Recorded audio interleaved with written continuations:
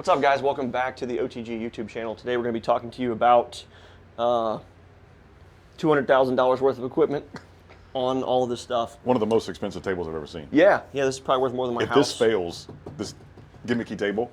Knock on wood. All right. So the purpose of this video is not to make you feel poor. It is to show you a bunch of different ways that you could set up your equipment. This is myself and Jason's equipment, and then a bunch of our club guys. Now, they've all been through a ton of NVG training. They're all squared away dudes, and every single rifle and helmet here is different. So that just goes to show you that you can be a professional end user and not have to have everything be the same as somebody. You also don't have to copy someone.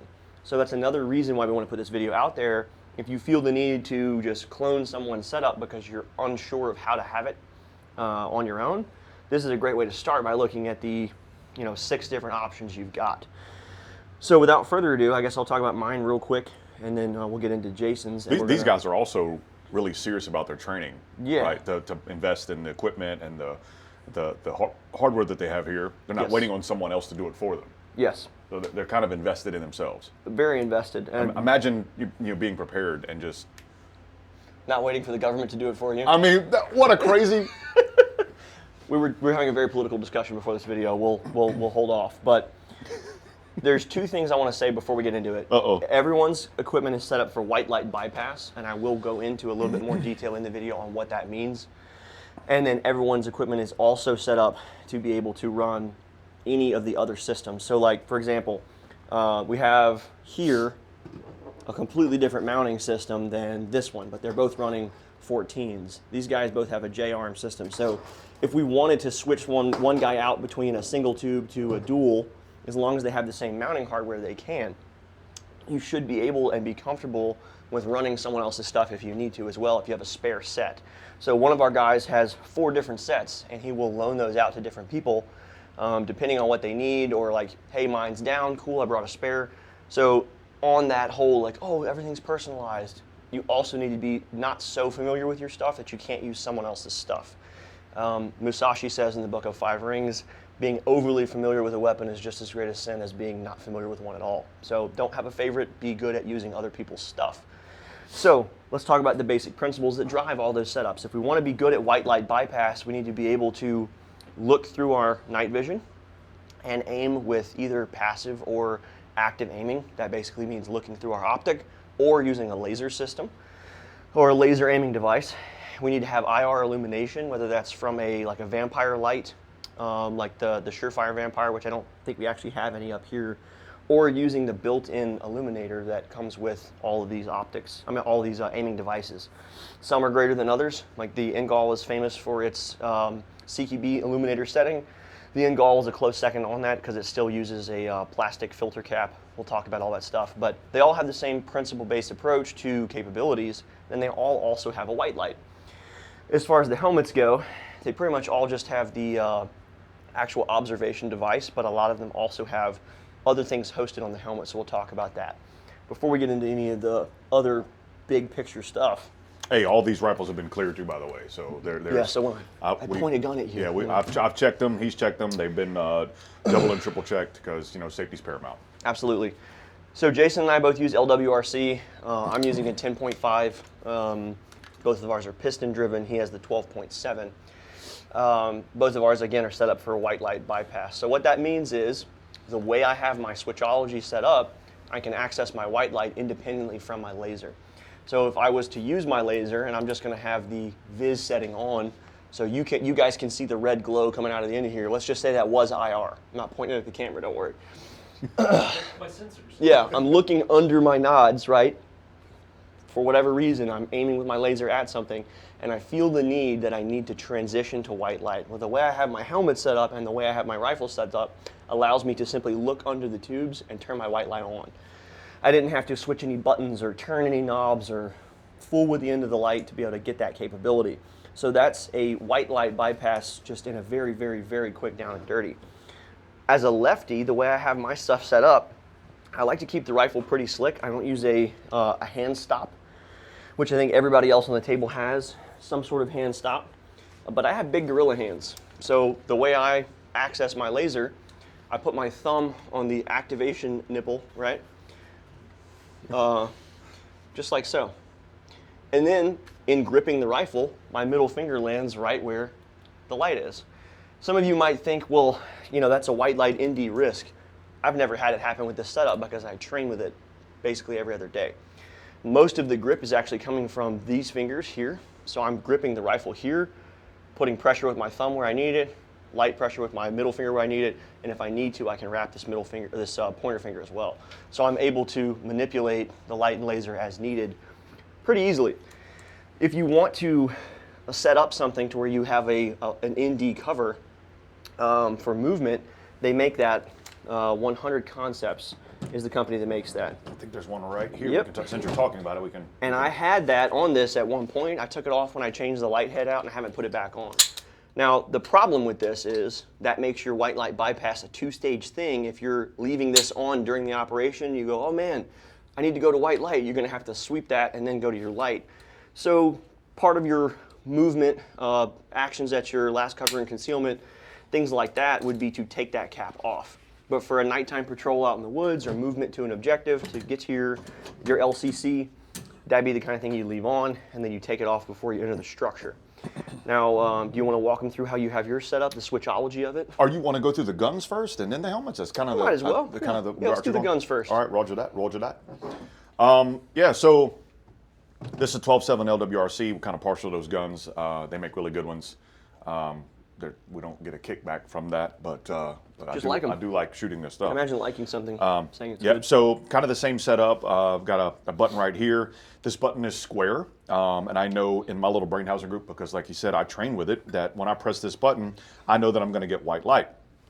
So the way that I hold my support hand, don't put that on me, whatever that was. Cat hair. I definitely don't want that. So whenever I'm usually holding the gun, it's set up in such a manner that the gun's on my shoulder, my thumb is resting on that white light pad. So that when I need a white light, I can activate the white light or immediately go back to the rear and then hit, I know maybe you can see a little bit of that, but I can hit that round laser button, right? So I can go from, if this were an IR, using my nods to either look through the optic for passive aiming or right above the top of the optic for IR data. I can go from that to white light pretty daggum quickly. So that's the way I have mine set up, that I can move to those buttons pretty quickly because, like you said, I've trained on it. And I've made it kind of committed to muscle memory that this button in my brain is square, so that's white light, and these buttons are round, so that's my laser. Pretty easy stuff there. I love that. And let's just talk about real quick the differences in our laser setups. Yeah. We're kind of unique in that we both use the in-house button on our laser devices. A lot of people would use a switch for their laser, and they use the actual back of the flashlight, the tail cap or whatever, to activate their light. Jason and I use the button on the laser and then a switch for our light. And I think that's just a function of how these lasers are set up. With the Ingol, the switchology, the aftermarket plugs and stuff are famously kind of finicky. It burns out switches burn out the actual device. So I just didn't want to take a $5,000 laser and break it because of a switch. Whereas with the flashlight, I have had zero issues with the button that I use. It's the same make as this one, just a different way of mounting it. So this is kind of unique. A lot of people, you'll see the opposite. They use a switch, tape switch for their laser, and they just activate the light using the button actually present on it. So something to consider on your setup. Do I want to use two switches? Do I want to use no switches? If I'm going to use a switch, do I want it on my flashlight? Do I want it on my laser? And that's obviously an individual user choice. Yeah. But the big thing is just train on what you have so that it's automatic and you're not having to look for buttons and find shit. And he mentioned hand stop, since you were talking about that. Yeah. His is kind of smooth, underneath the bottom side. This is the factory LWRC rail covers, and it has that little hand nipple. I think that's what you call that thing on the. We call that a tit, I think. Yeah. Oh, a tit. Tit. It's not a grand teton. It's just a small. small. A petite teton. That's French, by the way. Like lanyard. Anyway. Accoutrement. So that is my hand stop. So when I grab the gun, it's basically resting between those two fingers, and it just gives me a little bit of something to hold on to and give a little pull back with that support hand. I'm not a big fan. Long ago when we got on SWAT, a long time ago, we had those stick handle, those little broom handles that are poking out the bottom. That's kind of gone away from me and a lot of the people. I still see a couple of cats, holding it like this when they run, and that's cool. Whatever you want to do, but like you said, just train on it, be proficient with it. make sure that you know how everything works on your gun so you don't have to think about it in the time of stress, because the less stuff that our brain is thinking about in the time that we need to, the easier it is for us to make a decision, like PID or, things like that. Let's also talk about full power, because we have some full power options and not. Yours is full power? Yeah, it is. Mine is full power. Yep. What does full power really mean? It means you have a capability to project that laser like miles, and it's very visible and very bright. It also means you can burn out cameras and stuff like that with it. So that can be helpful for approach to buildings that have, exterior surveillance and things like that. The average person just using night vision as a communication device with their team or an aiming laser inside structures does not have to have that. But we all want the coolest, biggest, best thing, and a lot of people will spend $5,000, $6,000 on a full power laser on the gray market when they could have gotten something for $1,200 to $1,500 that's really high quality, not full power, and they'll actually be able to get a warranty on it because it's not a restricted item. So if you are a private individual without law enforcement or military credentials and you buy something full power, like I know specifically B.E. Myers will not honor the warranty on something like this, full power, if you don't have credentials. So you might want to look at something you can actually get a warranty through and that you can actually get help with later on. Like I said, these things fail. They have a failure rate. And if it burns out, a switch goes bad, something happens, and you can't send it back to the manufacturer, you're now stuck with trying to find somebody who has the part as a second party dealer or whatever, and then you have to buy it. And if the unit itself burns out, you're kind of up the creek without a paddle. So something to consider on your purchases. We didn't talk really about optics and height, but it can be a really important thing. I talked about active and passive aiming. If you're not aiming with a laser, you're passive aiming through your optic, you're not putting something out into the environment. When you're doing that, you're looking through your optic with your eyeball just like you normally would, but the tube is in between there. So you're seeing through the optic, through the tube, and that information is going into your eye. A couple things on that. Optics often are marketed as having a night vision setting. That setting is for when you have a clip-on. So let's look at this magnifier here. Picture if this magnifier was a PVS 14, a single tube, much like this one.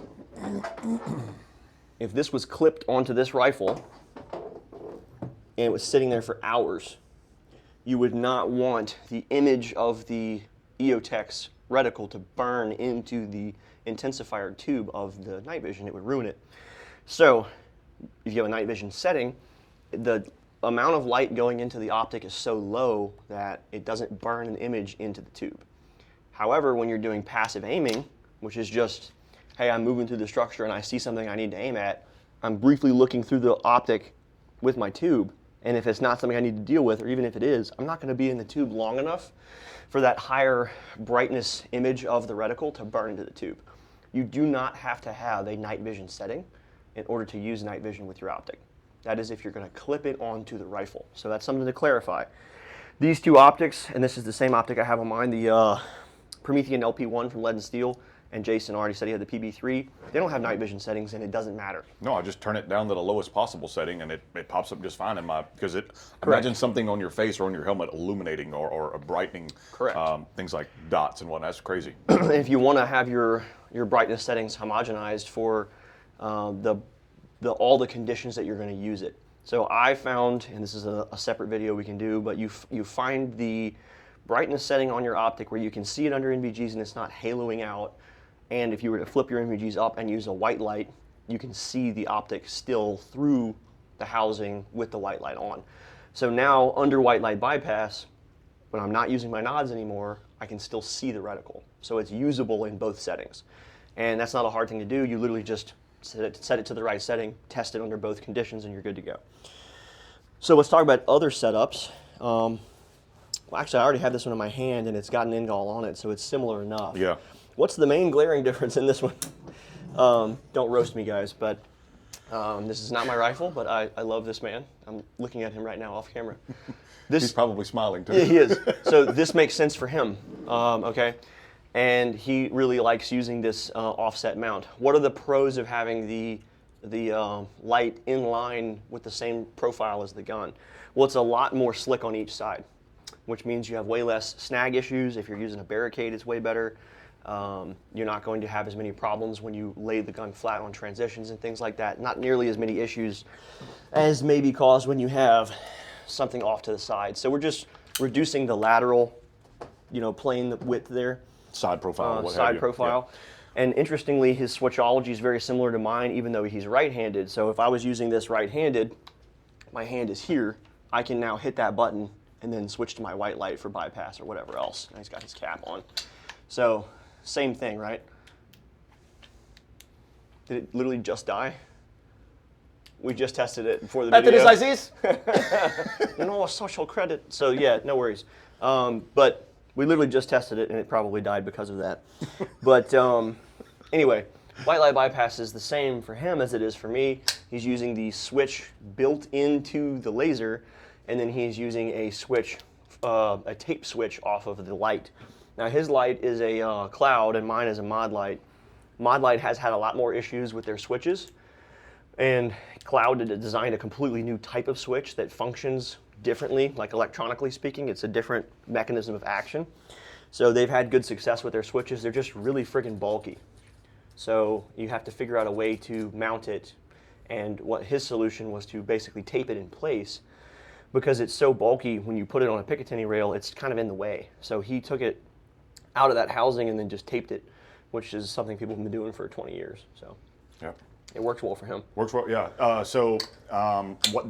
I think you covered it. The reason he put this down here is to create less snag, because you'll see people when they try to do CQB go in there and kind of roll the gun sideways or try Smack to the get through the doorway pretty quickly and end up snagging something on there, like it's hanging off to the side, lights, lasers, whatever the case may be. So again, it's his gun, it's his setup, so he's proficient with it. I've seen him shoot, I've seen him do CQB.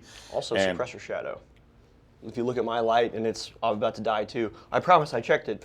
I don't know if you can actually see that. You can? Right. Okay.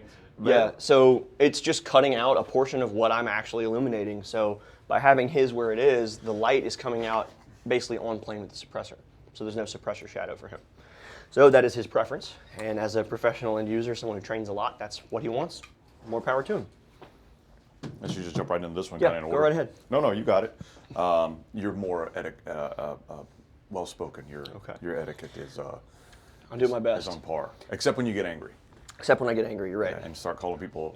When you call people out their name is when we have a problem. The silly gooses. Yeah. So this is sort of similar to the Ingall. It's just the older generation of equipment. This is is it a 16 or a 15? 15. Okay, it's PEC 15. So this is probably older than me. Just kidding, still love you. But the way he runs his as a right-handed person is with no tape switches.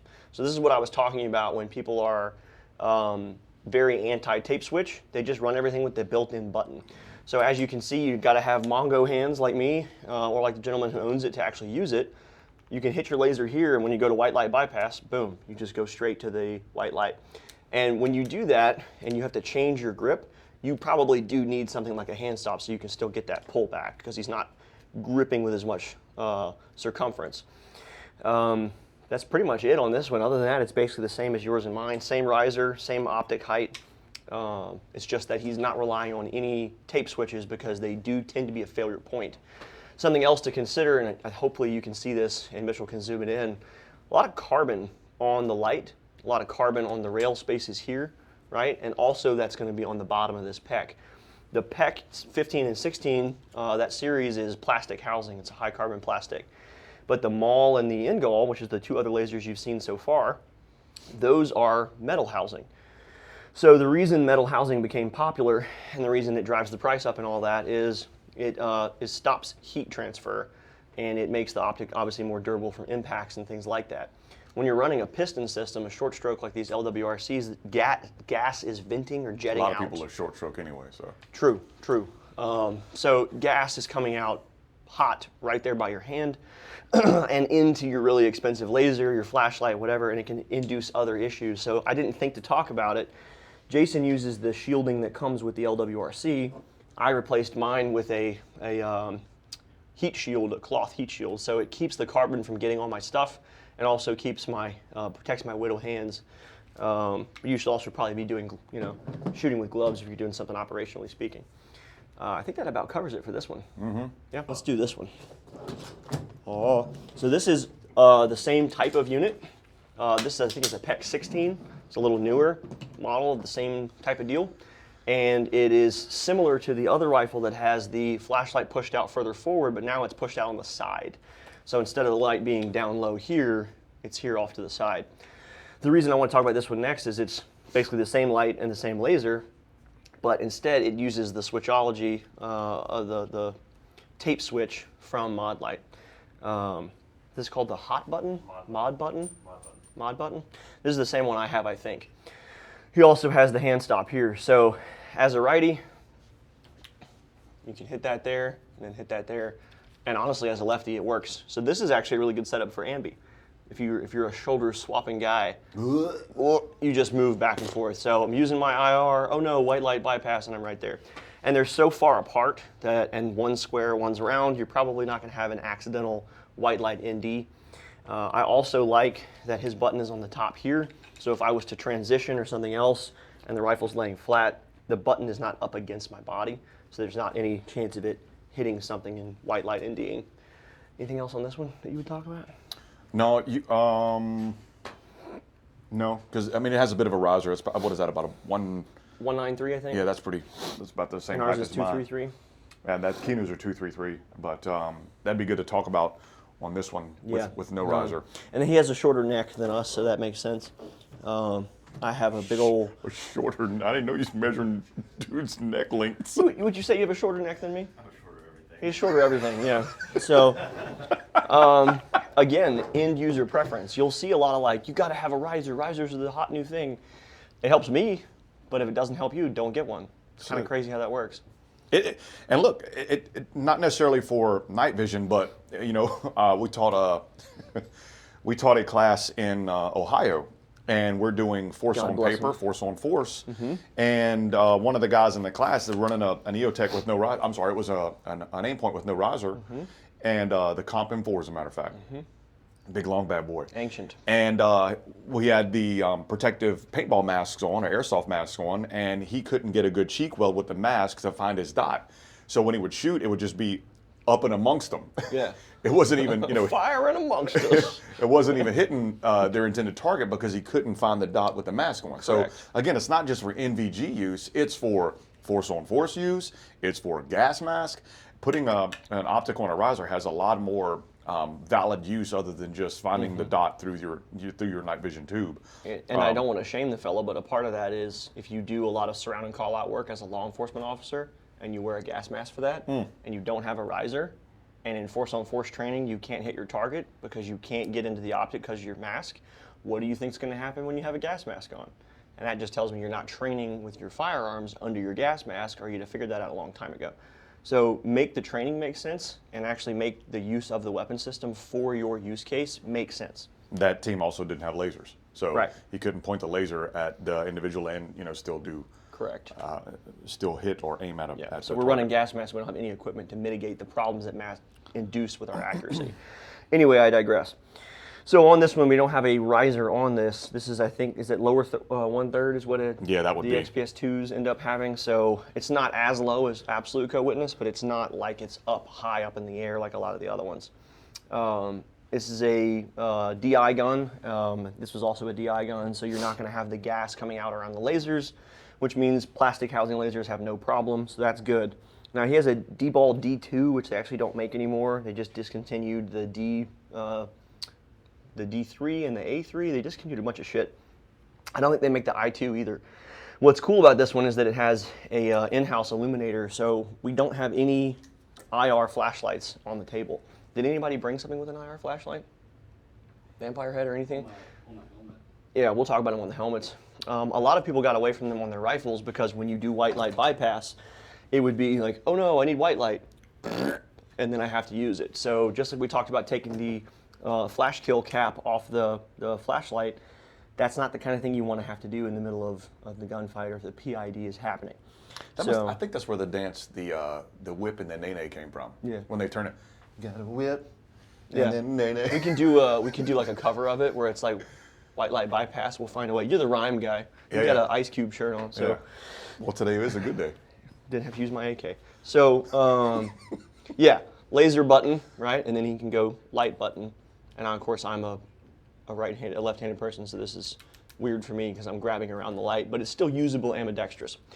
So same concept, except what he has is one switch that runs both items. Now, one of the downsides of these types of switches is that it can be a big power drain.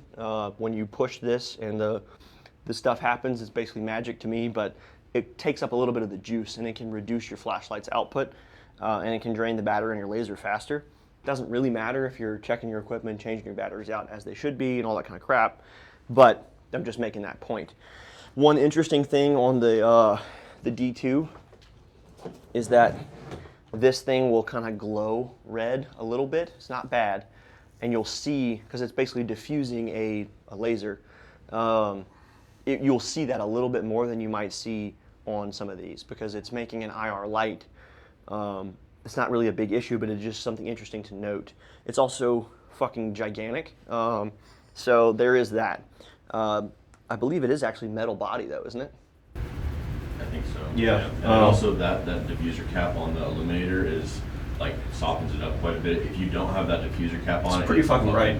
Like a moonbeam that's like a fucking. I remember. So last night training we did when he was here, we took the diffuser cap off, or you didn't have it, and it's actually a pretty small aperture, and there's not a way to focus it. So it's just like. Boop, it's like a lightsaber beam. So when you put this on, it projects it out at a wider angle, and like you said, it softens it up. Let's talk about that real quick. On the maul and on the Ingall, there is an option to change the beam width on your illuminator. So I'll show them on this. You can't see it, but I'll show you how the mechanism works. Thank you. Right, I'm glad you're here. Oh, man, thank this right here is what adjusts the width of my illuminator. And it can dial it into a pretty tight cone or pretty broad.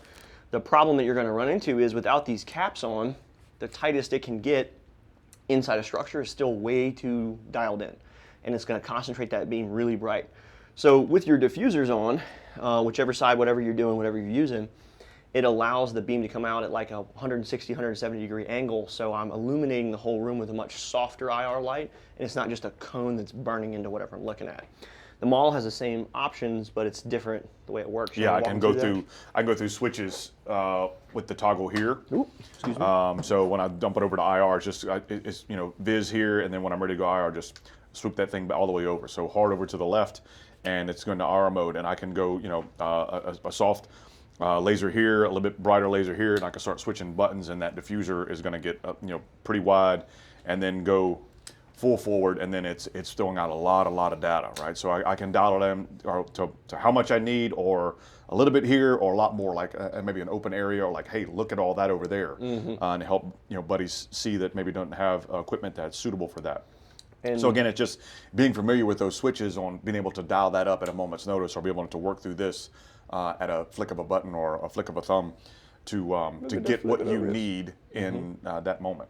Now let's talk about why none of these rifles have diving boards on them. So you all heard of the diving board. We've seen the GBRS is a Hydra mount, is what it's called? Hydra, yeah. Yeah.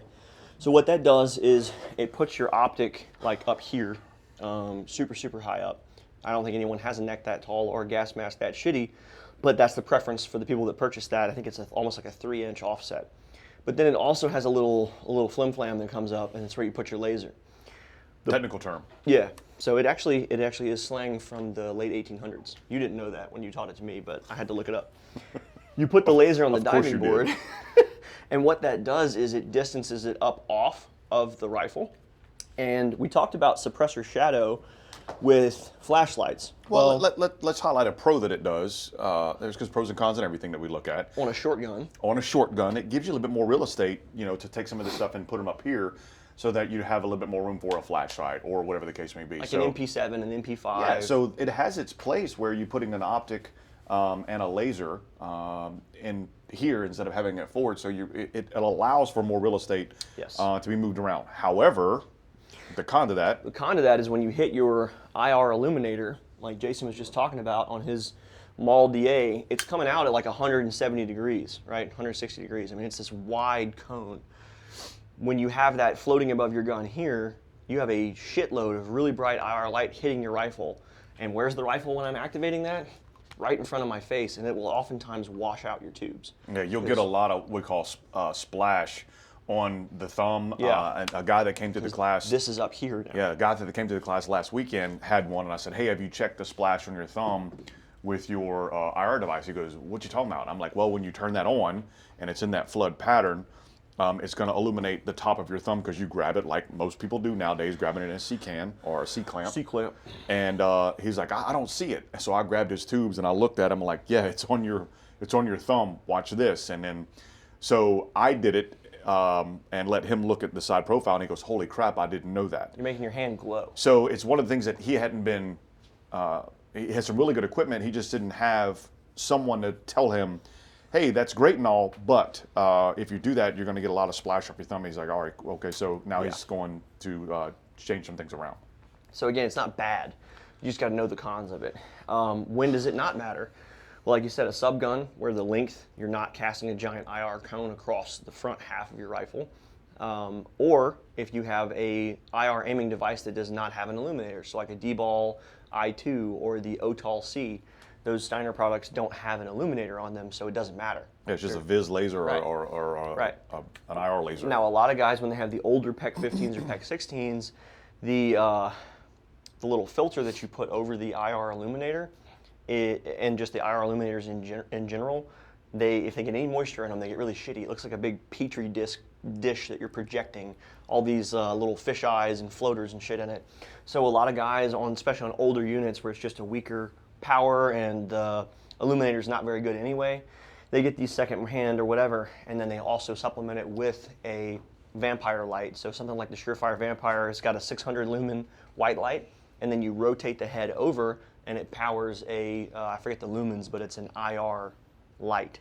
So it's an IR illuminator, but it's a flashlight. It's going to cause a red glow, and it replaces the illuminator for the housing unit if you have one like this, the PEC 15.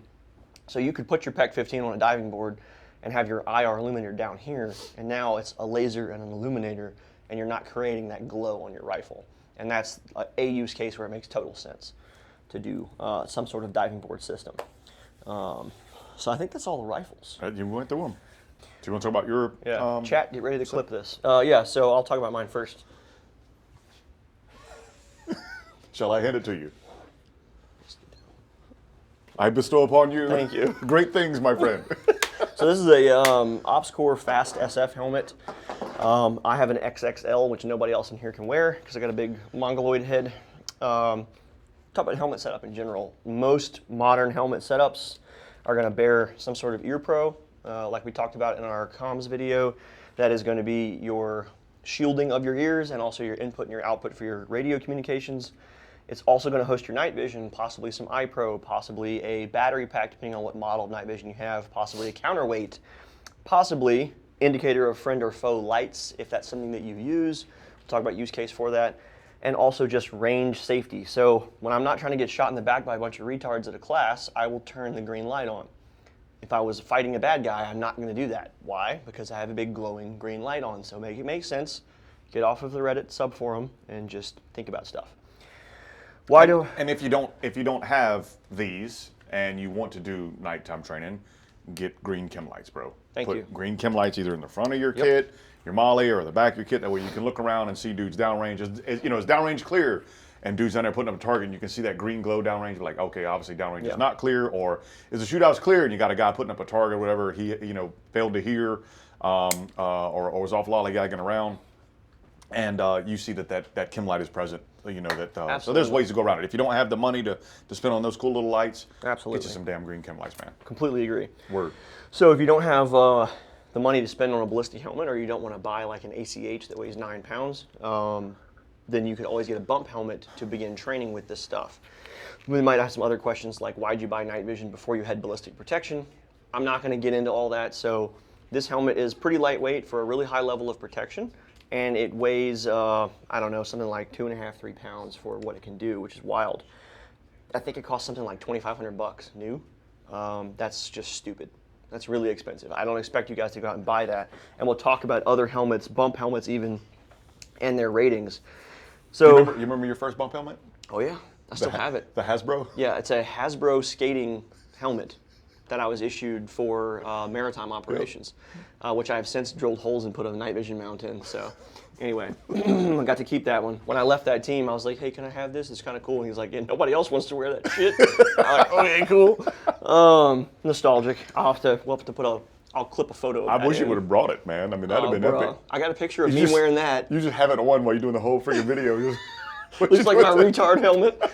I got a picture of you and me in the boat and I got that little P helmet on, and you got your actual cool Ops Corps helmet on with your mirrored glasses. And I was like, I look so lame, but I had a cool mustache. Anyway, back to the stuff. So I am using back to our regularly scheduled program. Yeah. I am using Low Light Innovations 21 NVG device. It is basically a lightweight 3D printed housing that's got some really top of the line L3 filmless tubes. And on the front, I have the Focus Research focus caps. What that does is provide a lot of protection, a sacrificial lens, and also you will notice the size of this lens here on the front is pretty big, right? We put a focus cap on it. We'll talk about the how and the why of focusing them later on. That allows me to be able to see up close and far away with clarity. And these are good enough spec that I can actually read under them pretty well. So if you have enough ambient light. What's cool about these is that they're battery pack powered only.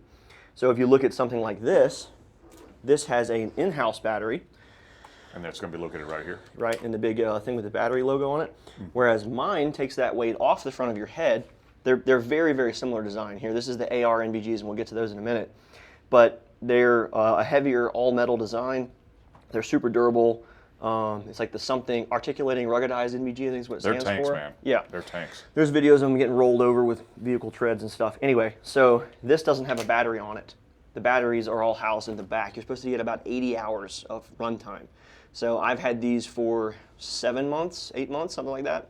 And I've not had to change the batteries out. Taught a few courses with it. Obviously, I dry fire with them at least once a week. So got a good bit of runtime on them. It's 4 AA's in a battery pack, and then that cord runs over to your device. What's the disadvantage of a battery pack? Well, you gotta have somewhere to put it. So you have to house it, and then you have a cable which can get snagged on stuff, cut, damaged, whatever. And in this case with these tubes, I don't have the option to then run a battery, single battery, if I don't have the capability to use the pack. The reason they did that was weight saving. It's the lightest available unit on the market. So the reason I like that is having worn ballistic helmets for way too long for work, I don't want to cause any more neck or back problems than I already have. So the lighter stuff can get while still offering ballistic protection is what I want. So I made that choice. There are other options where you can run a battery pack or a single battery so you have a backup, and those are great things too. It's just these don't have that. Let's also talk about hosting a light on your helmet. We'll talk about other people's options. What Jason and I have is very similar. This is an Inforce white and IR light. They are absolute garbage for anything but this. If you put them on a weapon, they will break. I broke 6 of them on duty at the first department I worked at, because if you bump it, it's going to not work. If you screw the lens or the cap back on too tight, you'll shatter the housing will freaking crack. Yeah, so that's not cool. But this is not in a life-saving position. This is a task light for me. So if it's in the position where the white part is showing, it's going to turn on and be white. If it's in the position with nothing showing, it's going to turn on and be dark. Or obviously, I'm not taking it off and looking at it. I just know flipped up is white light, flipped down is IR. And I'm able to push that, and it's going to cast what we call umbrella light. So it's going to hit the ceiling and all the surfaces around and reflect down and around, and we'll be able to see that. Jason's is in the same mode. You mentioned something earlier about that red hue, that red light. And remember, whenever we first started using these, I could tell where dudes were in the structure with no NVGs on, and they had their stuff using this as an IR searchlight. You see a red light. Right? So what I started training myself to look for was, and I'm going to see if you guys can see it. Can I point this at the camera, this IR? Yeah. It's not bright. All right. Yeah, lasers are a problem. But I mean, you and I can see it. Yeah. Right? You might have to bring it over there. Let me get over there. I'm not sure if we'll be able to see it or not. Okay, we'll try. Well, there's a little red light inside of there. I know you guys can see that. Mitchell, I'm sure you can see that And as with well, no right? lights on, you get to see it really easily. So when you're in a completely dark environment, pitch black dark environment, and that thing is on, and guys are using that IR searchlight, I'm able to pick up where they are in the house just with my normal eyesight. Okay, looking for that little red glow. So I started training, guys, hey, look, whenever you're searching, don't have the gun in your eyeball, because we had them mounted to the top of the rifles. So when it's up here, I can tell where they're aiming at. The gun's in their face because the beam and all those little red lights are looking horizontal to me. So teaching them to bring the gun down a little bit lower to search, that way they're not giving away or telegraphing their position inside of the house with those little IR lights. So again, things to consider, knowing your equipment and knowing how it operates. Yes, using white light is fine because it does exactly what you just said, provide some ambient light up top, and then I can turn that off and then turn it to IR, and then I can provide IR ambient umbrella lighting. Yep, pretty epic. A couple other things just about setup. So let's talk about the way you mount your NVGs. We talked about white light bypass a little bit. If I'm going to mount my NVGs in a way to assist me better, it's going to be a little different than what you might have seen with like a traditional mounting solution. I'm using a Wilcox mount here. G24. G24, yep. And that gives me a lot of control on the pitch of the NVGs on this plane.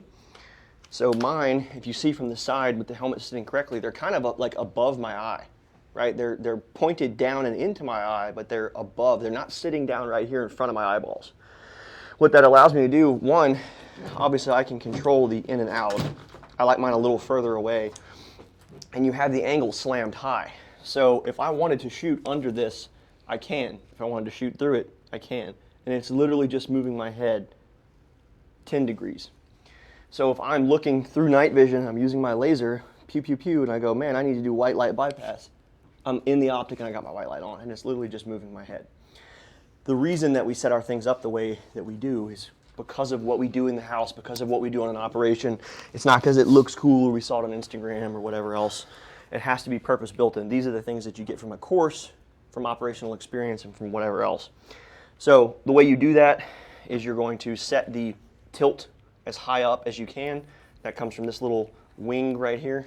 So you're going to slam it forward, tilt them high, push them out and away from your face, and that's pretty much it. You also want the actual mounting body up here. It slides on a track, so you're going to want to slam that as high as you can up and to the top of the mount.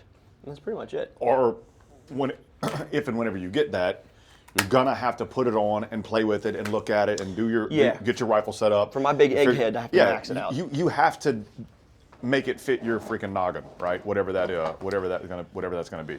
Now you see that Jason and I both have what's called a nod's nest. It's good. Even if it falls, it won't break. Yeah, but I'd feel real bad. I'll tell you what, I'll stow mine while you unpack yours. So let's switch places. Jason, I'm going to tell you about what's called a nod's nest from Axle. Yeah, it's just a little, that's Axle AXL. They make this little carrier, so if I'm flying, I'll just put this in a carry-on bag because I don't want to trust it in one of the check bags. So I'll put this whole setup in a carry-on bag.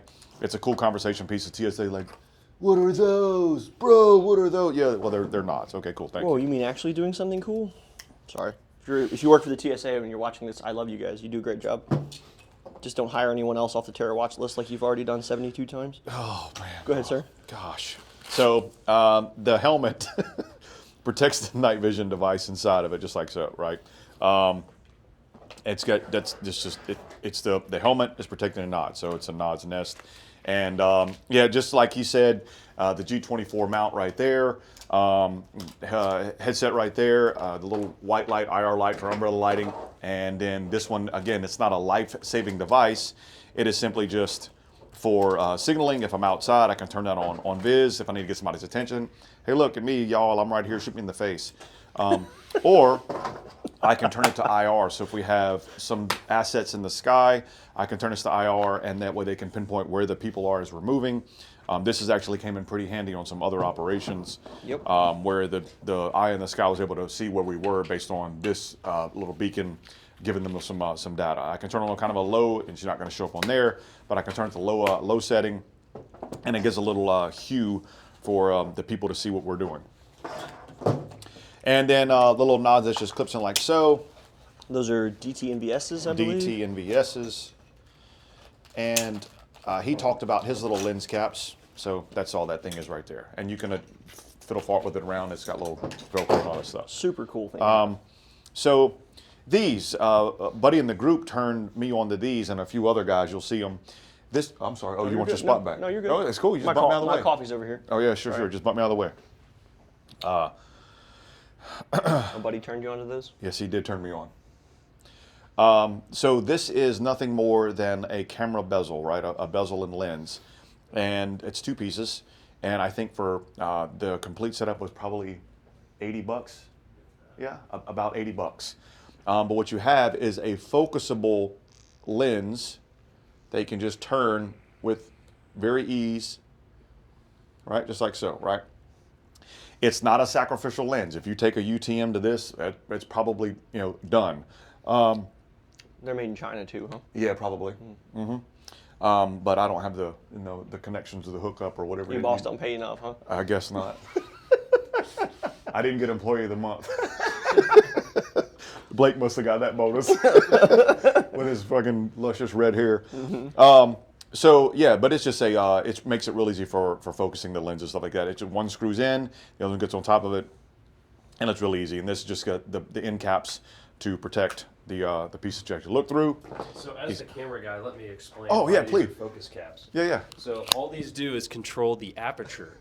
They don't focus the nods. So what happens is with cameras and with these, when you have a wider aperture, it narrows your focus field.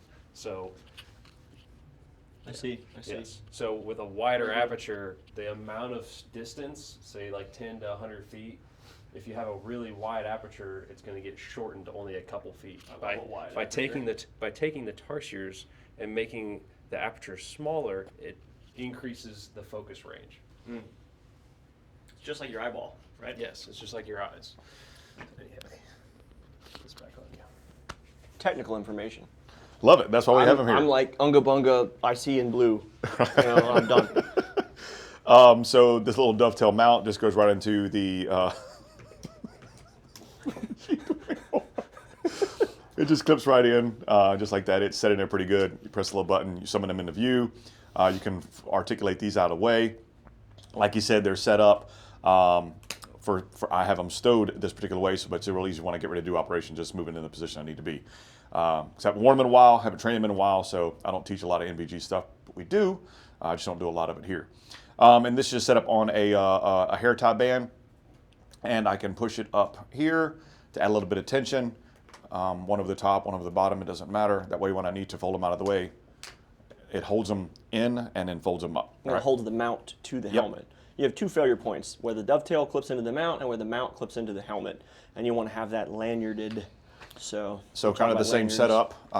If that was on my head, right in line with my eyes, whatever, and like you said, I just tilt my head up. I can use white light underneath it, tilt my head down, and I can look through the tubes right there. So it's pretty universal to what you're going to see across the board, other than the single tube, and it has a little bit of explanation with that. But again, they mount the same way. These are the ticket right here. The articulation that you get out of the G24 is superior to anything else that I've seen outside of the market. So, and we have some of the others here we'll show you. And this is a ballistic rated helmet. It's heavy as all get out. This is an ops core, and it's heavy. I don't like wearing it a whole lot. You see? Yeah, it weighs more than mine does. Yeah. And mine's twice the size. And these are these are full housing. That's not the paperweight stuff that you got. Yeah, and the batteries the airsoft model in there. So just something on that. Something on that. People will say like, oh well, if you have heavier nods or whatever, you have a counterweight on the back. The thing about counterweights is it's still total weight on your neck. So we'll look at this setup just real quick to talk about that specifically. Balanced on my fist, right? When we put the nods down and out, it starts to lean forward. My fist is in the same place. But the counterweight here, which it's a Marine, so it's a 10-round mag just in case, allows us to have some pull back with weight. The thing is, it's still down weight on your spine, still pulling down. So a lot of health considerations now are coming out from guys who wore night vision a lot overseas. That hurt my little finger, by the way. That is something that's coming to light, is like, man, guys can't use their fucking neck anymore because they did 10,000 hours of night vision work on deployment, and they had quad nods and a 1-pound counterweight and a light and ear pro and blah, blah, blah, blah, and a 10-round mag, So it ends up crushing all the vertebra and stuff in there. So I like the idea of the lightest ballistic helmet possible, the lightest nods possible. The battery pack is the counterweight, so there's no added weight. I just have the one light, etc. So all that to say, the reason I like the lightweight stuff is longevity. If I'm absolutely. We're going to be doing this kind of work for the next 20 years. I don't want to have a 7-pound helmet. I want to have a 5-pound helmet because that's 2 pounds less. Ounces equal pounds or whatever dumb shit. They do. So talk about the next one. Yeah, where you at? So this is the next ballistic. So let's talk about ballistics. I know I just had it in my hand. But let's talk about the lanyard systems. So his lanyards are actually directly mounted onto the tubes. So that's very different than what Jason and I have. We have a third-party lanyard that just wraps around the mount and or the tube. Mine covers both. So with this is keeping the NVGs slammed back into the dovetail mount. The problem with it is there's nothing keeping the mount on there, and all you really need to do is just tie that down. You have a separate tie down just for your mount to the helmet. You could take a piece of 550 cord, tie it to here, tie it off to your helmet somewhere.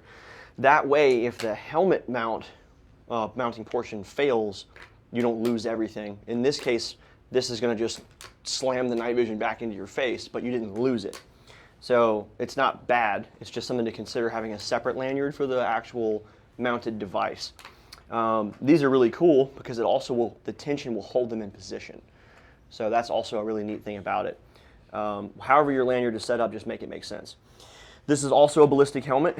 Really the main difference on his helmet setup, we already talked about the AR NVGs being all metal, ruggedized, having an in-house battery system. He runs the OpsCore amps, which are almost as expensive as that helmet. They're like $1,900 or something for the whole setup with everything, but they're really the best of the best.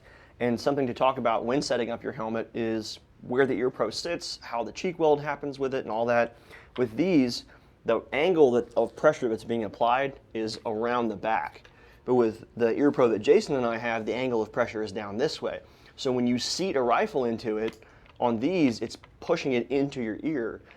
Often what happens on those is the rifle opens the cup. Oh yeah, I broke the seal Yeah. so many times shooting live fire with this stuff on. Yeah. And it's kind of like, all right, cool, it's away from my face, I got to keep shooting. I'm not going to stop, but that does happen quite frequently. I'm actually diagnosed hard of hearing in my left ear from that problem. You're just stubborn too.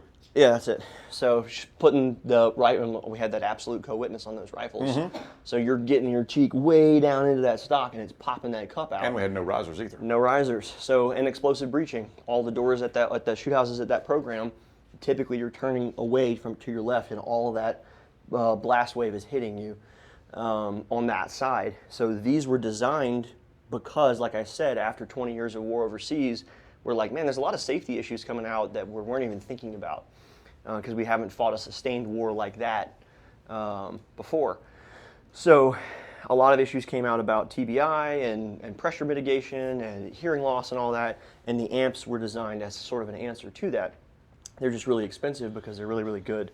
They're really nice. They have a lot of cool features. They can support inner ear protection as well, so you can put an earpiece in that then connects with this, and so you have dual layers, and the inner earpiece that goes in actually connects to the headset and can relay the sound. So it's not like stuffing a foamy in and then putting a gel cup over it where you lose, intel. This is designed to repeat it, so it's really neat. Again, I don't know how that works. It's just like I said, unga bunga, turn ear pro on, and that's it for me. But that's really the main differences in how this is set up. Anything else on that I missed? Pretty good? Okay. Yeah, nothing different. Yep. Yeah, nothing really different. All right, so another set of duals, but what's really different about this, he doesn't have he doesn't host a light on his for illumination, and he doesn't host a strobe. So that is different about his setup. Do you have a light you're going to put on it eventually? It's in the process of getting one. Okay. Mine's. Yep. So a lot of those lights, that's why I like the Enforce that Jason and I have. They're like $100, yeah, $120. But if you go get like a Surefire Vampire, you're going to spend $600. Or you go get a mod light on this mount that he has, you spending $400 on a really nice rugged light that's just sitting on a bump helmet. But you can't hide money. So he's over there watching us from the side. So these are the 1431s, and they are one of those ones that can run a battery pack, or they can run a battery in-house. These are basically like a copy of the PVS 31s, but they use PVS 14 bodies or parts, pattern, whatever you want to call it. They're really nice, but they are not going to be as durable, and they're not like a one set made in-house type of deal like a PVS 31 is if you get that from L3. Some other differences on his helmet. Obviously, he's got now an articulating arm. I think this is made by Thrym or whatever you say it. And it obviously has a Picatinny rail. You can see it here with no light on it. You can mount all kind of shit to this. So if you wanted to put an IR light on this, you could. And then this way I can do umbrella mounting if I want. Or if I'm out searching or just shooting on the flat range and I want to task light forward, I can do it that way too. So this is a really cool system. I do like that. That's pretty neat. Yeah, my only qualm with it, and it's just because it's annoying, is that when I put my sling over my head, if I put my helmet on first, which is usually how I do it, 9 times out of 10, my dumb ass is getting hung up on this. So I actually used to use one of these and I took it off just because it was inconvenient. And I don't really ever run it in the forward position, unless, like I said, I'm shooting at the flat range by myself and I just need to turn a light on, in which case I use a handheld. So it is a really neat device. They're not super expensive. One other problem is that they take up a lot of rail space. So this is mounted where our Ear Pro is mounted. Yep. So the arc rails. So it's kind of hard to use this depending on what system you're running. And depending on everything else you got on there, you may have to mount this actually on the back, which defeats the whole tilting it forward thing. But if you're running the OpsCore amps, which is the same thing here, it ends up working out. He's got the same friend or foe indicator that Jason runs. Again, it's got Viz and white light. Viz and IR light on it. And his lanyard is very, very similar to what I use, same concept. So you can run the lanyard around the mount and around the NVGs, and when you fold it down, the whole device is retained up into the helmet. I think that's pretty much covers all of it. So let's talk about what the difference in a bump helmet versus ballistic protection. What would you say some pros and cons are of running that? Lighter weight, it breathes better. Got vent holes in it. Yeah. Yeah, it definitely is going to breathe better. It's lighter weight material. Less neck strain. Of course, what you lack in ballistic protection, you make up for in comfort. So again, it's one of those things. What do I do? I'm just training. I'm not doing any kind of service or any kind of work that required to be ballistic. So why not just run a bump helmet? Yeah, if you can set up a helmet just for training that's a clone of your operational helmet and it's a bump helmet, do it, because you're getting all of the same touch points and all the same use, and you're not wearing your neck out unnecessarily. Now that doesn't mean don't ever train in your operational helmet, but what I'm getting at is you're going to lose health in your neck over time for basically no value. You can get almost the same value of the training by just running a bump helmet. Now if you bought a bump helmet because you wanted to put all this stuff on it because your main goal is to have fun with night vision, that's cool too, that makes a lot of sense. But I would say that eventually, if you really are preparing and buying all the things you think you might need, I would advise you to at some point get ballistic protection for your head, because it's kind of important. It's where most of you guys have a brain. All right, so you want to get into the single tubes? Yeah. Did you want to talk about any of those? I mean, that's while we're on the duels, might as well. Yeah. We'll save that bad boy for last, that monstrosity. So these are DT&VGs, which is kind of similar to DT&VS. It looks kind of squid-like, in my opinion. Very strange, like Batman-looking design technology on this. But they were really revolutionary when they first came out a while back. Super lightweight. They're made by Act in Black, which is the same company that makes the DT&VSs. You might actually have DT&VGs, huh? No, those are S's. These are S's? These are DT&VSs. They're made by Act in Black. The precursor was DT&VGs, which I thought these were. I forgot how lightweight they are, though. Okay, so yeah, on the lens cover here, like you said, Mitchell gave us the technical specs. Jason talked about what's cool about them and all that. The problem that I have with them is that if you just breathe on it wrong, it opens up to the wrong size. When you go to flip your nods up or flip them out, if you touch this shit, it moves it. So the problem with them is you're constantly like, fuck, and you're trying to get it back to the exact diameter you want, which is actually about the size of the opening of a 5.56 round. So, it's sometimes this is kind of shitty. Yeah, I don't think any of us have the little plastic. I mean, we had, but everybody evolved. But it's a little plastic cap. Like this, Jason? Rubber bikini Oh, there you go. There's bikini one. covers, yeah. There is. So what people used to do is where that little pinhole is already sitting, Yeah, you people see would that? people would take a 5.56 spent round, put this on the table and punch it with a hammer and cut that piece of plastic out, Or- and it gives you that focus cap. Or you had that one fella that did it that way. Yeah, one of our instructors, wonderful man, hard time with words, and he said, yeah, so you take it and you center it, where the center of the NVGs is, and you take a drill and you drill through it. And so what the guy did was he took his tube and took a drill and drilled through it and ruined his tube. Now there's 2 layers there. One, you make sure to say like, hey, don't be a retard. And then the other layer is also the individual doing that needs to be like, oh yeah, I shouldn't drill into my NVG tube. But anyway, now you guys see why we do so much disclaimers and we're like so careful with everything we say about all the different types of equipment and all this stuff. Because some of you watching this are literally drooling on the keyboard right now, not because you're having a good time.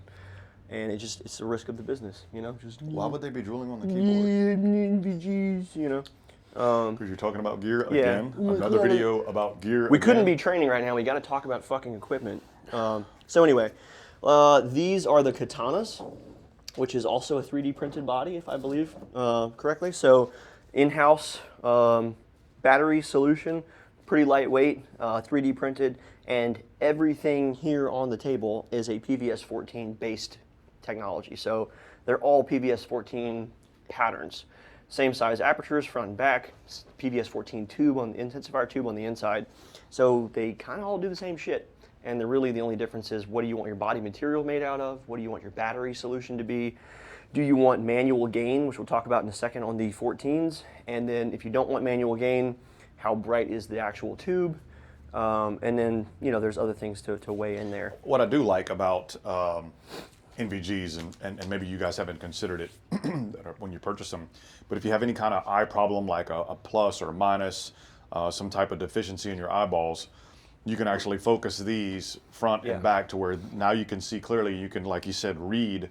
Like I got to hold shit out here now because I'm old. Yeah, you can do a plus or minus 2 prescription on so these. you can move these around front and back to actually get them into focus where you can see things clearly. This light is cooking me. Sorry. And bro, See that? somebody get this man a towel. I'm so excited to talk about NVGs. I can tell. But you can actually focus these to help you see things and get better clarity through your distorted vision if you wear glasses. Yeah. You don't need to wear glasses and these because you can focus, unless you got some crazy whack thick, You got Coke bottles. one of on, them. Yeah. If you have the BCGs like Stephen wore in boot camp, then you're probably not. You probably are not going to be able to focus these to fit your prescription. So, And there's a lot of tubes again, that don't have that. So yeah, like the a couple of things to consider. you Yeah, know. PVS 31s from L3, those are the SOCOM issue duals. They don't have correction on the rear lens because it allows the body to be shorter. That also assumes that you have basically perfect vision. So some stuff to consider there. So let's talk about single tubes. We have 2 different helmet setups, one with ear pro, one without. And one of them has a Surefire Vampire on it. So also, we haven't talked about this yet, completely different ear pro brand and mounting solution. So it's Unity's mounting system, way higher tension on the spring than the Peltor's. So that was, again, this was designed because they were like, whoa, these gel cups are not seating. Let's make it way more intense. And then this is also the MSA Sorden brand, which is a competitor to Peltor. I believe it's British, but I don't remember correctly. British. And this is also a bump helmet. A couple other things. He's got a PVS 14 on a J-arm. Help. Okay. It's got what they call a force to overcome mount. That's literally what it's called in their patent. I'm not going to address that. Your mom's a force to overcome. So what you do is you don't grab the actual thing, right, mongoloid style, and rip it off the J-arm. The J-arm is actually made to break so that you don't damage the tube itself. The J-arm is just a high carbon plastic. You grab the actual mount itself and rotate it down, and then you'll feel that positive click, and that's the position it's in. Now, this is a Wilcox mount, but it's for this platform. And again, it has the same thing where you can change the angles, change the height and all that. What's really different about the single tubes, get that off of there. I'm gonna move that back. It's worth more than my education. What's different about the single tubes, and there are some units, which we don't have any here that still have this, is manual gain. What manual gain means is that you can manually determine the brightness of the tube. A lot of modern tubes, like what we have, just have a much higher brightness, or a UA. So if you have a really high brightness tube, it's going to kind of always be pretty bright, which is good. That means it's putting out more data for your eyeball to pick up. So in lower ambient light conditions, you see a little better. The problem is it makes a giant glow that shines off of your face. And pretty much nobody uses the eye cup anymore because of the humidity, especially in Louisiana. But the eye cup was made so that when this is sitting on your face, it's shielding that glow and keeping bad guy from seeing the glowing green eyes thing. Again, from 20 years of fighting overseas, people were like, hey, the glowing green eye thing's not that big of a deal. They're seeing that when we're seeing them, so we're shooting them, so it's not a big deal. So the manual gain is starting to go away. But if you still wanted that, there are systems, dual tube systems that have it, but it's just a very specific kind of rare thing these days. Also, these use what's, like I said, called a rhino mount.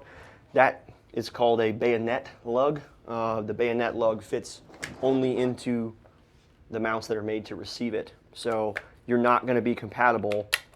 You can't take these tubes on this Wilcox dovetail and put them in this mount. So guys with single tubes, if they're not using a dovetail adapter, can only use rhinos and J-arms and bayonet mounts. So this technology goes back a long way, like 25, 30 years. It's kind of wobbly.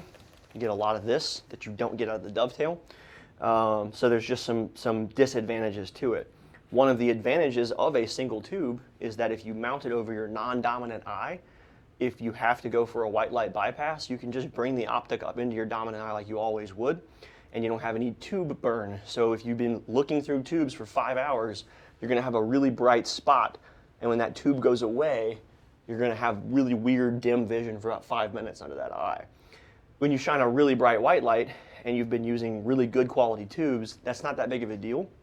But for older tubes, lower quality, lower brightness, especially green tubes, that your eye is really taxed by looking at a green image for that long, it's kind of important to have an eye free. So the old school way of doing it, and the way we did it at the program that I started at, that Jason managed the tactics portion of, you put your single tube over your non-dominant eye, and then when you went to white light, you just used your dominant eye to aim like you always would have. And that's one advantage of this, is you don't get tube burn in both eyes. Anything to add to that? No, man, you covered it all. All right, real quick, just one thing to note about my setup. Obviously, this is a pretty poverty setup compared to some of the shit we got out here. I bought like the helmet, the ear pro, the mounts, the J-arm, literally everything used off like Instagram resale pages, Reddit, all that type of stuff. So those of you that are poor that can't afford cars on your helmets, you can still get into this for a halfway decent price. What would you say you spent on everything total? I got the tube on sale at Steel, and like everything else. I mean, I maybe spent like $200 on the helmet, like $200 on the ear pro, maybe like $100 on the mount and the J-arm together. So, you know, right around like $500 for everything except for the tube. Not too bad. That's epic. And Yeah. those tubes, I mean, I don't know what the specs are. Is that Omni 8 or is it white? Yeah, it's a white Foss, Okay. Elbit. So It's PVS 14, so That's, not too bad. Depending on what you're getting it, that could be anywhere from $2,500 to $4,000. I've seen them go on sale for $2,500 before. Yeah, that's what I got like a Black Friday or something from Steel for like $2,500. Yeah, so you're looking at $3,000. You got a superpower. If everyone else in the apocalypse can't see at night and you can, you're gonna win some fights. And or you can go outside and look at the stars. So there's some really good benefits to it. That's cheap, dude. Yeah, absolutely. cheap. You just gotta be spend a little time bargain hunting, looking through gun accessories for sale on Reddit, Instagram pages, Facebook pages, all that good stuff, and be a little bit patient, and you can afford it. And if you're willing to buy green, there's the thing about green versus white. I know that most PVS 14s are green unless they've been retrofitted now into white. So this one was probably an older housing. They put a white tube in it. They can sell it at a discount. But if you just go buy something green, it's going to be way cheaper now, because now the stuff you're buying that's white is the prices that green used to be. Because as technology progresses, stuff gets cheaper. So you could probably have gotten a green one for $1,400 to $1,800. Oh yeah, you know? I just had a good week on the stock market when I bought it. Like my buddy, he bought one that was green during the same sale. I think it was like just like maybe two grand even. That's honestly. wild. Yeah. Yeah, the first one I bought was a $1,600 green tube and I bridged it with my department issued green tube. It was just 2 different Omni 8s, and I was the only guy that had duals at the time. I bought those because placing charges, you need depth perception. So make it make sense for you. Like you said, if you can go bargain hunting, do it. Yeah, and then when this came with a warranty, you can find them, like you can find tubes on Facebook pages for under $2,000 too, if you really get thrifty with it. That was Steel Industries, you said? Yeah. Yep. Yeah, a lot of manufacturers do good stuff. They have good discounts. So appreciate the info, man. It's awesome. And then again, the only thing different on this one over here is just that he doesn't run Ear Pro on it. He just runs separate Ear Pro either on a headband or foamies or whatever. So this is a very lightweight. You might even have the ones that go. Oh, it's bump one helmet. of them Hasbro joints. Maybe have ones that go. Just they wrap around the back. So you're able to. Yeah. Because for a while there we had the wrap around. Ear Pro that mounted up to it like so, and just had a single little headband that goes over the top of it. So you could wear this, and then we evolved and got the Ear Pro that actually mounted to the helmet. So again, he's running a little IR or white light, little flashy light right there. He does have a Surefire. On which model this joint Vampire. is. Yeah. But that is again a dedicated light source. He can turn it to white light or IR light. He can. I like the one. I think Bill Blower has one that mounts back here to the back of that thing, and I really like this setup for a helmet. Yeah. I wouldn't run one on a pistol. Used to, because you'd have to twist that to go to white light. But this on a helmet is a rad idea. Again. Yeah. It's just the $600 version of the Enforce that we have. Yeah. But I like it for what it does and what Absolutely. it brings. Very, and again, very durable. the same setup with the J-arm on here, the Rhino mount. Yeah, and this is Pull a into place. Rotos mount instead, so it's still a force to overcome mount. You have to just pull So it into place. Again, just grabbing it by this and pulling it into position, right? Yep. So we're not grabbing the actual optic itself because you can see that you will pull that right off. And these systems are where we got the sort of like paranoia of you gotta lanyard everything, because there's a lot of failure points on this. You can have the tube come off the J-arm. You can have the J-arm with the tube still on it come off the mount. You can have the mount come off the helmet. So you want a lanyard for all this. Usually people lanyard the J-arm to the mount to the helmet, and then you have a separate lanyard for your tube to the helmet. So everything's tied down. If you smack your face on it or whatever, jumping out of a chopper, or you hit your head on the wall because depth perception is bad and all that, it's a problem. And how much trouble would you get in if one of your privates didn't have his nods at the end of the patrol? Pretty big deal, right? Yeah. So you want to tie everything down so you're not losing anything. The last thing to really talk about is the difference between duals and singles and what they give you. So we talked about the advantage of the single being that you have an eye free. That can be for looking through thermals as well, for other things. We'll talk about that bridge in a second. But the main disadvantage of a single tube is lack of depth perception. You're only using one eye to see, and the way that God made us is we have 2 eyeballs that allows us to get 2 different vectors onto an object, and that allows our body to calculate instantaneously, basically, how far away that thing is relative to our current position. So with only one eye, it's really hard to tell where you're at relative to something, and you're going to have a lot more trips, slips, falls. If you got to place a charge, do a shotgun breach, find where your guy is in front of you to squeeze his tricep, it can be a lot harder with a single tube. So there's a pretty big drawback to a single tube. Some folks like to bridge 2 different types of technology together, and this is really a very interesting concept. This is a thermal. Those are super expensive, and it is mounted along with a PVS-14. I would not advise you to run these at the same time because there's a latency in the thermal, even if it's a couple milliseconds. You're going to throw up. You're going to get a migraine. You're going to throw up if you do this for any more than just a few seconds. But what you can do is just swing that out, and you're running your PVS-14, and you're like, huh, what's over there? Boop. And now you have cool vampire vision. You would summon that. Yeah, you summon it down, deliver it to your eye, or whatever. So I love that dude. He's a unique individual, to be sure. So that is the basic idea behind hosting these together, is I don't have to pull it out of my pocket or hang it off of my neck on a lanyard, which is actually another way that PVS-14s got used a lot. You just have it hanging off your neck, and you can look for your next path. Okay, cool, I'm going to walk that way. Yeah, I think I had the PVS-7s where it had the 2 into 1, and had a dude leading our patrol in Okinawa at the JWTC, Jungle Warfare Training Center, and of course it was raining, and dude literally walked off a cliff. Broke his back, And we had to, it was a big thing. But again, like you mentioned, depth He perception. broke his back? I broke his back.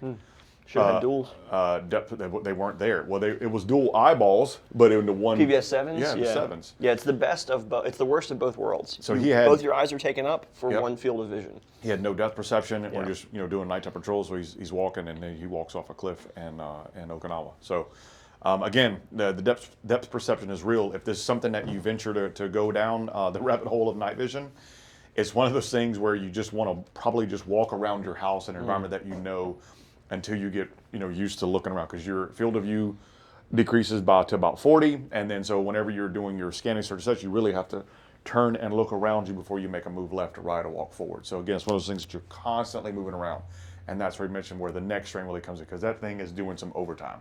One, it's supporting all that weight, but two, it's really being articulated left, right, up, and down to be able to see better. It's a lot. So I know this was probably about an hour-long video.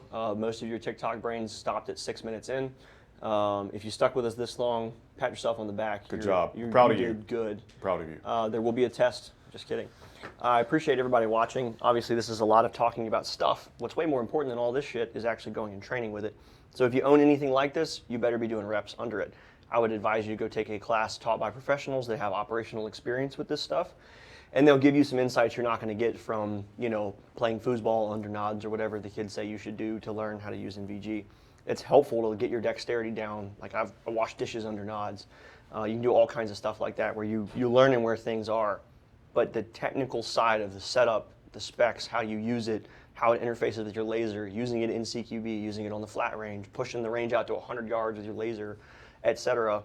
That's a different thing. So go out and get training. Doesn't have to just be from us. Tons of companies do good NVG courses.